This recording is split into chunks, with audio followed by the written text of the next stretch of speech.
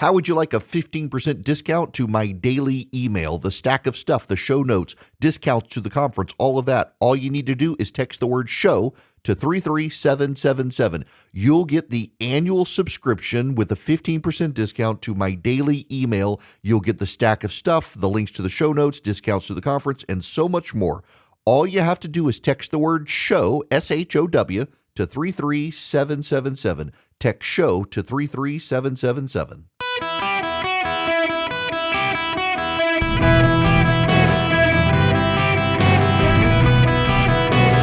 Welcome to the Eric Erickson Show podcast, Hour 2. Greetings and welcome. It is Eric Erickson here across the nation. The phone number is 877-973-7425. Very delighted to have you with me, should you wish to be on the program. I, my friends, would like to begin with a phone call before I move on, discussing tariffs. And the RNC is essentially saying anyone who says tariffs are a tax to the American public is a lying agent of the Chinese communists. So Adam Smith and Milton Friedman and Friedrich Hayek and others are now lying agents of the Chinese Communist Party. Let's go to Nate's phone call on this. Nate, welcome to the show. How are you? Hey, Eric. Good. How are you? Great. Quick. So talking about the call screen, and I agree with you 100%. Corporations don't pay taxes. They're passed along to the consumer, and tariff is a tax. It's passed on to the consumer.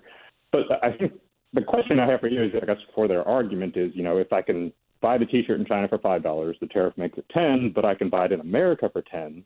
Why, if I'm the business, why not to buy it from my American business for $10 instead of China? Because it's the same price now, and then that's benefiting American businesses and workers. So I guess what's the opposite side on that? Okay, that would then drive up the cost of the good, making it inflationary, and so the Federal Reserve won't be able to bring down interest rates. If your T-shirt's the cost of your T-shirt to produce it goes from $5 to $10, and it's not a tax, that's an inflated cost. So now you've affected inflation. What the T-shirt purchaser is probably going to do is not buy the $10 T-shirt from Pennsylvania's manufacturing warehouse. They're going to buy the $7 T-shirt from Vietnam instead. The argument is, you're right. This is what the people who support tariffs argue, is that it'll rebuild American manufacturing.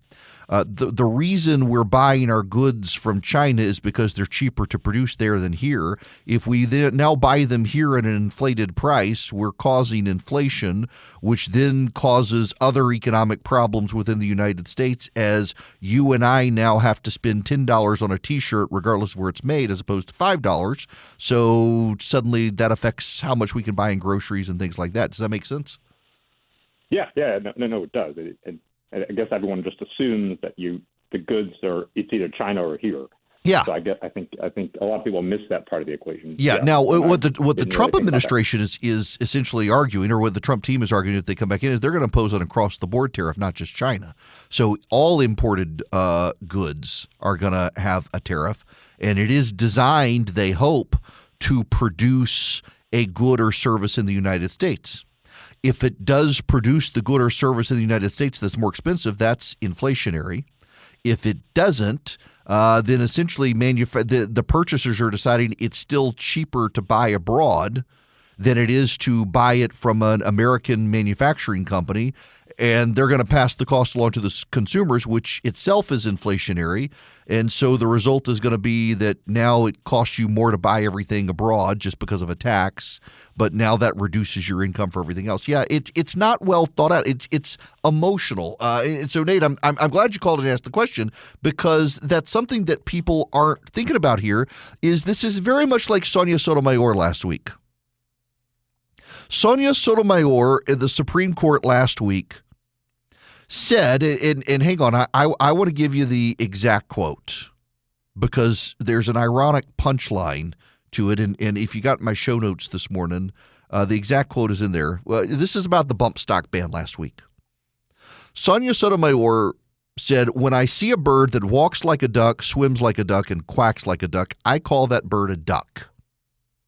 Ironically, there's actually a federal law on the classification of ducks, and it relies on an annually updated definitional chart based on 8 characteristics and has 1,100 entries. And if the bird is not in that 1,100 line entry, it's not a duck under federal law. It doesn't matter that she's had the emotional response to it that that it is a duck. It's not a duck if it's not on the list.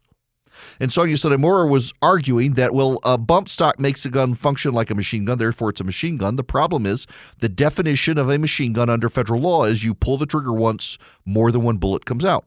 A bump stock just makes you rapidly be able to pull the trigger multiple times, and only one bullet comes out with each pull of the trigger. Definitionally, under federal law, that's not a machine gun. Congress could change the law to rate of fire as opposed to bullets per pull of the trigger. They haven't done so. Her emotional outburst is essentially, we should be able to change the definition of the law even though the law itself is not changed. This is the same thing with tariffs, and we need to really play this out. Because for those of you who think tariffs are good because it'll cause American manufacturing to be repatriated, what it causes is your price to go up. Now, the latent argument in all of this that they don't want to say out loud, but they will whisper, is that your goods are too cheap anyway. Your T-shirt is too cheap anyway. Your computer is too cheap anyway. Your phone is too cheap anyway. Your TV is too cheap anyway. That we've gotten used to paying cheap prices. And the cost of cheap prices is we've caused a bunch of Americans to go unemployed, and we should be thinking about those unemployed Americans, not your income.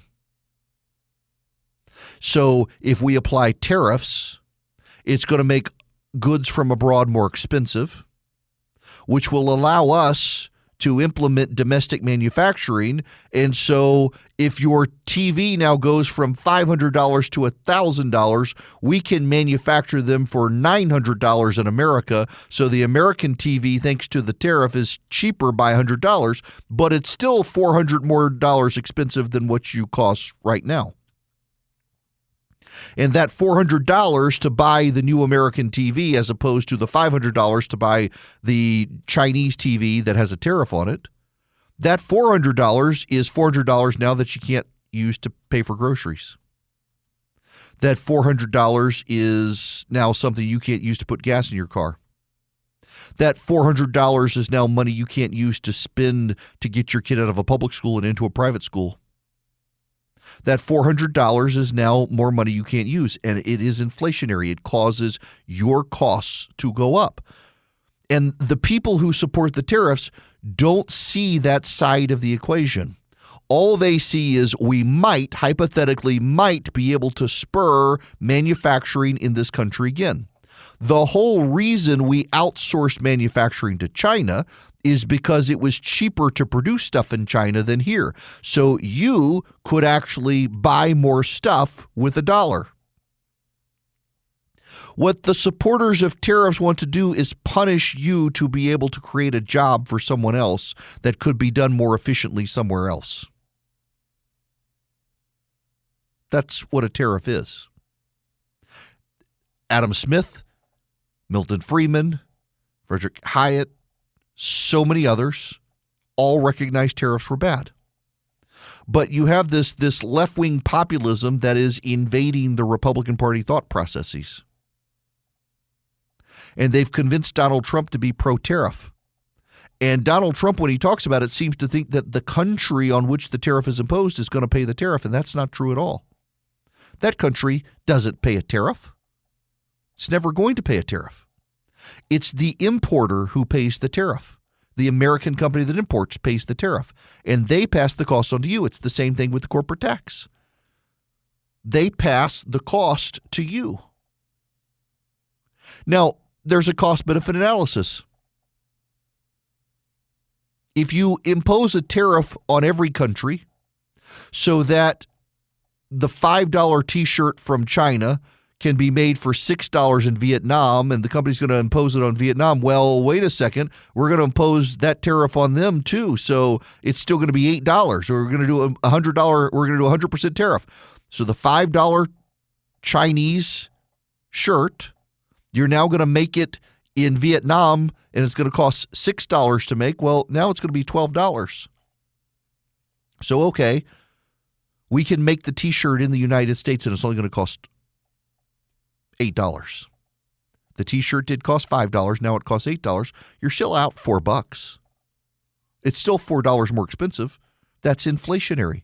It's caused you to now have to pay $4 more for a T-shirt that last week only cost $5. So that's now $4 you can't spend on groceries. That's what the tariff is. This is Economics 101, guys. This isn't like Eric's opinion. This is Economics 101. This is well-settled economic basics that you learn in college, in free market economics. This isn't something new and novel. This is tried and true. Tariffs cause prices to go up. And what is ironic here and deeply funny to me is that Republicans are this year campaigning on Joe Biden causing inflation and making your groceries more expensive. And the Republican solution is now apparently to make everything else in your life more expensive too. That's not a winning proposition. And it's something that the Biden team could pivot on and say Donald Trump is supporting a massive tax increase on the American public, not me. It's wild and bizarre, the land in which we're living right now and the way we're campaigning. A tariff is a tax on the American public, and anyone who tells you otherwise probably doesn't know what the definition of a man and woman is, because if they can't recognize that a tariff is a tax on you, which is a multi-hundred-year-old well-settled proposition, they probably have no idea what biologically a male and a female is. If you can't tell a tax is a tax, you probably can't tell if a man's a man and a woman's a woman. It really is that common sense. Just use your brain. All you have to do is ask yourself, who pays the tariff? And the answer is you. Not the company, not the country. The company passes the tariff on to you. It's how it has always worked. And by the way, you cannot economically pass a law that says the company pays the tariff, not you, because the company will raise the price of the good to match the price of the tariff. It is that simple. There's no way around it. And then you've caused an inflationary event. And now you have less money to go buy your groceries that are already expensive because of Joe Biden. Tariffs are a terrible idea. The way they're talked about is China's going to pay the tariff. Do you really? This is like Mexico's going to pay for the wall. Do you really believe it?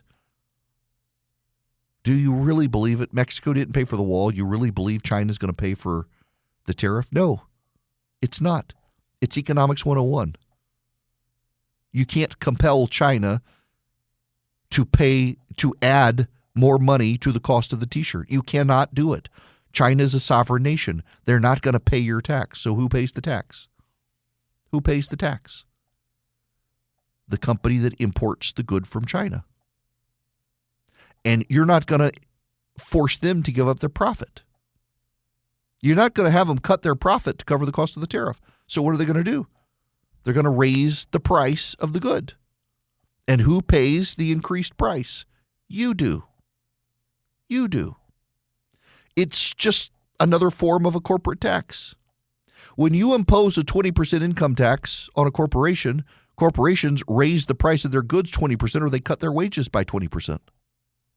One way or the other, you're not going to cut out their profit. It's Economics 101. And for time immemorial, every Republican understood this.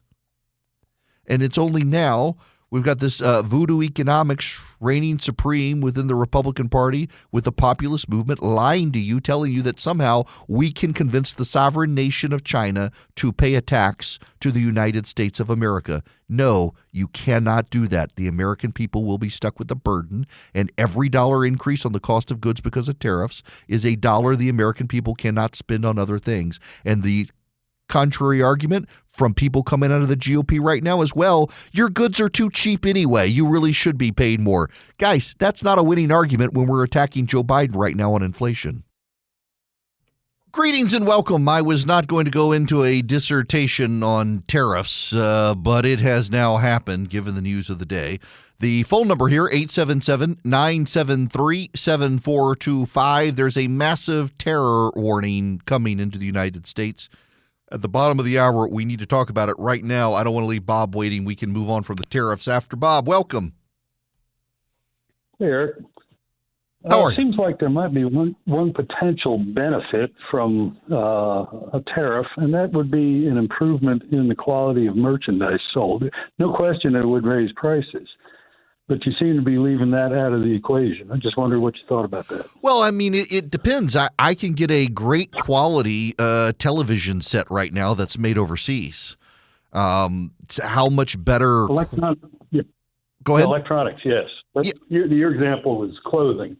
You know, a lot of the clothing that comes from the East is not very good. You're absolutely right. And I can get a well-tailored suit in this country, even though they still piece it together in Vietnam. So, yeah, I mean, you're right. I can buy better clothing, but that's also a choice on my part. Do I want something good or do I want something that's cheap? It's kind of like the light bulb. The LED Correct. light bulb is a lot more expensive, but will last 5 years. But a poor person would rather buy the incandescent light bulb and replace it in a year as opposed to saying, well, at least this lead bulb will last me for 5 years, but now I can't afford my coffee.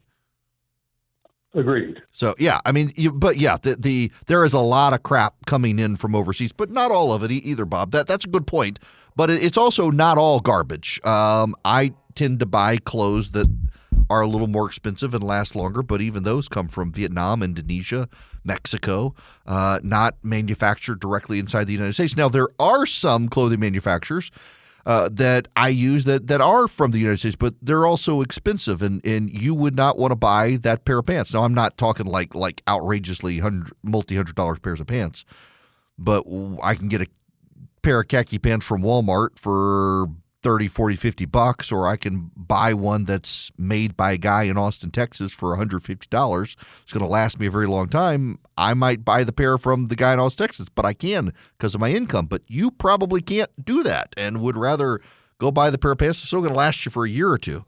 Some of the T-shirt quality garbage out there that my daughter has bought is real garbage from China, and it falls apart in the washing machine. And there are some companies out there that specialize in super cheap clothes that fall apart after 3 or 4 washes. But you still get cheap clothes versus the expensive stuff. It frees up other income. So it's your choice. The government shouldn't be imposing it on you any more than they should an electric vehicle. Now, some of you have dirty air you need to get rid of. That's where the Eden Pure Thunderstorm comes in. You can get 3 Eden Pure Thunderstorms and save $200 at EdenPureDeals.com with the discount code ERIC3, ERICK3. Now, the Eden Pure Thunderstorm is an air purifier, so it's going to trap the pollen and the dust that's floating in the air. And it uses electrostatic plates, so you never have to buy a filter subscription. You just have the electrostatic plate. You wipe it out on occasion. Where it shines, and the way I use it, is an odor eliminator. So it gets rid of smoke odors, cigars, tobacco, you name it. It gets rid of litter box odors, pet odors, wet dog odors, frying odors, musty odors. It eliminates those odors. I've seen hotels use them. I use them. I keep one in my travel bag. It's small. I can hold it in my hand. You can even plug it in with a USB cord in a car. EdenPureDeals.com is the website. EdenPureDeals.com. You'll see a discount code box. Put in ERIC3, ERICK3. You can get 3 of them and save $200. EdenPureDeals.com. Greetings, conversationalists. Welcome. It's Eric Erickson here. The phone number is 877-973-7425. We need to talk about this. Michael Morrell and Graham Allison. They are top FBI and CIA officials. They've taken to the pages of Foreign Affairs. They write that there are striking echoes to the run-up of 9/11. New warnings are popping up from Christopher Wray and Army General Eric Kurilla, the commander of CENTCOM, which includes the Middle East, saying that there are terror warnings, and we need to pay attention to those terror warnings. And if we don't pay attention to those terror warnings, we could be in for a world of hurt. from his confirmation hearing to become Director of Central Intelligence in May of 1997 until September 11, 2001, George Tenet was sounding an alarm about Osama bin Laden and al-Qaeda. In those 4 years before al-Qaeda operatives attacked the World Trade Center and the Pentagon, Tenet testified publicly no fewer than 10 times about the threat the group posed to U.S. interests at home and abroad. In February 1999, 6 months after the group bombed the U.S. embassies in Kenya and Tanzania, he claimed there is not the slightest doubt that Osama bin Laden is planning further attacks against us.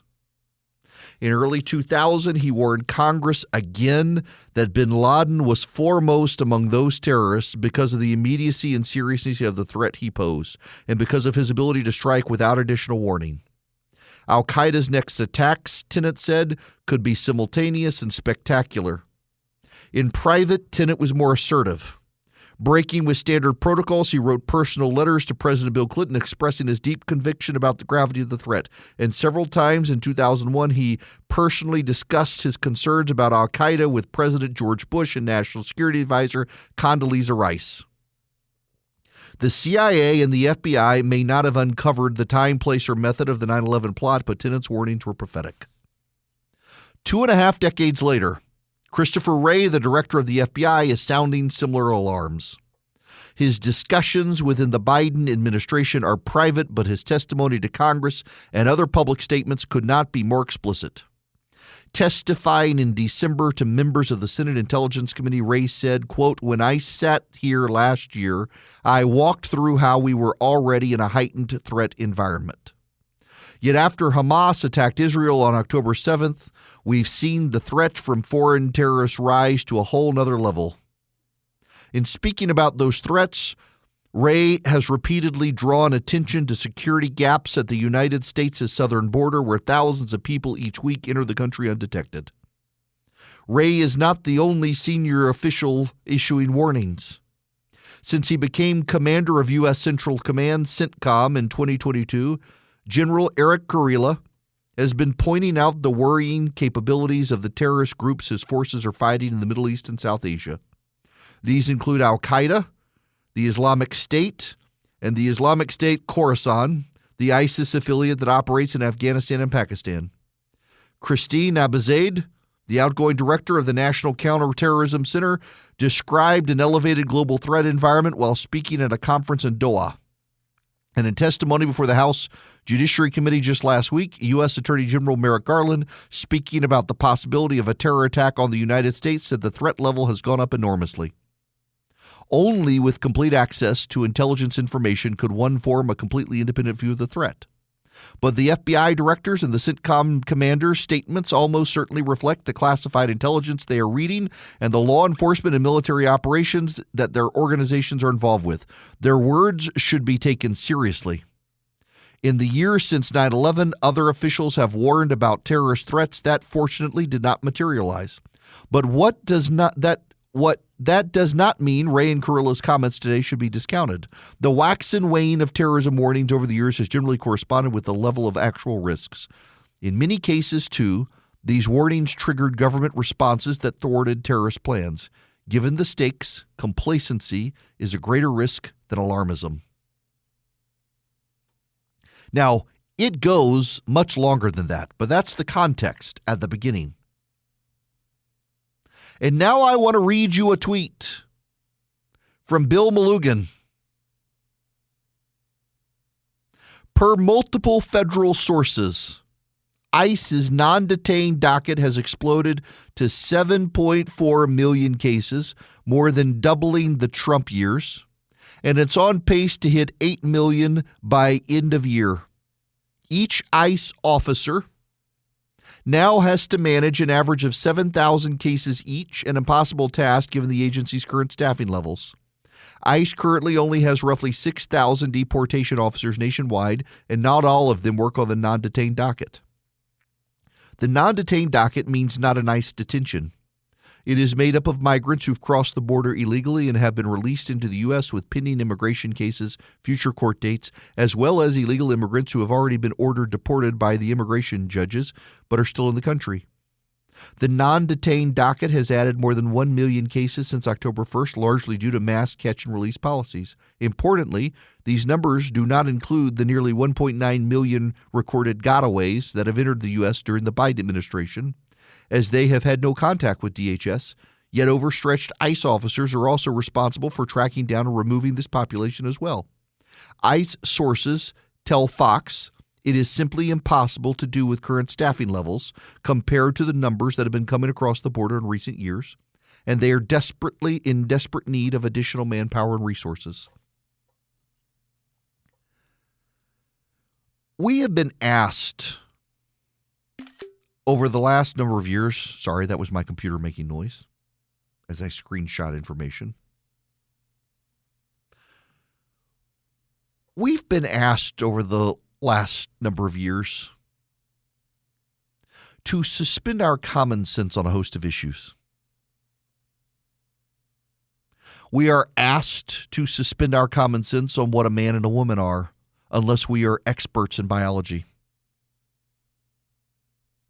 We are asked to suspend our common sense and reason when it comes to knowing whether or not standing 6 feet apart from each other can stop the spread of a virus, or wearing a handkerchief on our face with an ever-mutating, ever-shrinking virus is effective.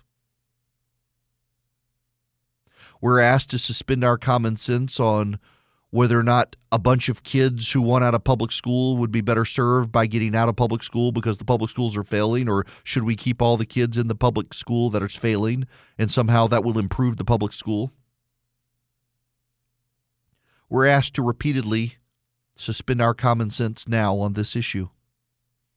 When 2 million people have crossed the American border and we don't know who they are, but we know they got away. We're asked to suspend our common sense when some of the ones who are caught have terror ties. We're now told to believe that none of those who got away have terror ties. I don't believe that. I don't believe that at all. We have a massive problem on our hands. And the Biden administration's solution is to pretend that it's not really a problem. The Biden administration wants us to suspend our common sense. And I don't think we should. I think we need to know that just because Joe Biden is asleep in the White House, our enemies abroad are not asleep. Evil festers in the shadows. And by the way, I think a lot of Americans would prefer not to think about it. I think a lot of Americans would prefer to think that we're not going to be hurt here. Meanwhile, we're importing evil into this country at the southern border, coming across many times, in many cases, unchecked. We don't know who they are. If we can find that many Chinese, Turks, Afghans, Iranians, Mauritanians, Syrians, Moroccans, Algerians, who are being detained, how many more are getting across that we're not? 2 million people. It's only a matter of time before something bad happens. And this administration is not serious about sealing the border. This administration issued an executive order it has chosen not to enforce, all for politics. The Democrats' policies are threatening our lives. How many Americans are going to die because Joe Biden and the Democrats decided not to seal the southern border? Yes, it is a relevant question. Now, we got other stuff we need to talk about today, but that's a massive political issue. And it is an issue that affects every one of our lives. It's only a matter of time when you have CENTCOM in the military, the FBI, and intelligence agencies all sounding an alarm, and this administration refuses to secure the border. using it as political leverage for something. How many Americans are going to die because of it? You can say that's a cruel question. Maybe it is, but it's a fair question. How many Americans are going to die? And here's the thing. Here's the sad, sick thing that you know is going to happen. If a terrorist attack comes, if Trump gets elected and it comes within days of his inauguration, the media and the Democrats combined will blame Trump for it. They'll say it's his fault. He was derelict. He was asleep at the switch. Here's the thing, my Democratic friends. If you truly believe Donald Trump is an autocrat dictator, you should not want this bad terrorist thing to happen. You should not want it to happen because it would be the excuse he uses to grab more power. You should want to take the border seriously. You should want the border closed. And that you don't. Dereliction of duty, in your case, it's a problem you're going to have to deal with.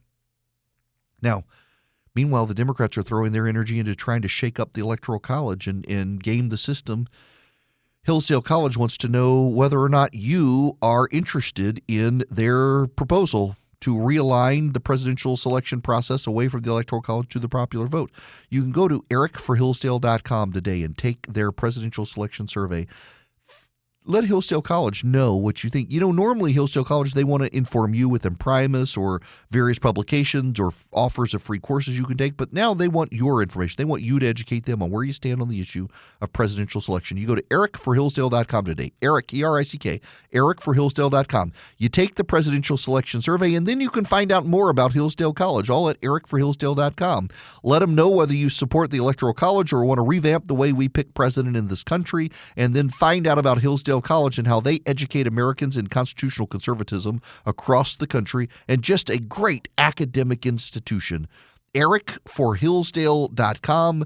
Go tell Hillsdale what you think and find out more about them.